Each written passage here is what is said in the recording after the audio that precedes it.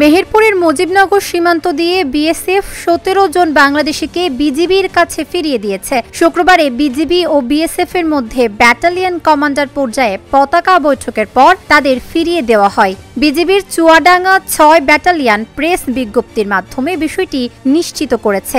BGB ৬ এবং ১৬১ BSF ব্যাটালিয়নদের মধ্যে main pillar ১০৫-এর নিকট শূন্য লাইনে কোম্পানি কমান্ডার পর্যায়ে একটি আনুষ্ঠানিক পতাকা বৈঠক অনুষ্ঠিত হয়। পতাকা বৈঠকে বিজিবির পক্ষে ৬ বিজিবির মুজিবনগর কোম্পানি কমান্ডার নায়েক সুবেদার শ্রী তাপস কুমার এবং ১৬১ বিএসএফ ব্যাটালিয়নের হৃদয়পুর বিএসএফ ক্যাম্পের company commander inspector Shri Dharmendra দাহ নেতৃত্ব দেন।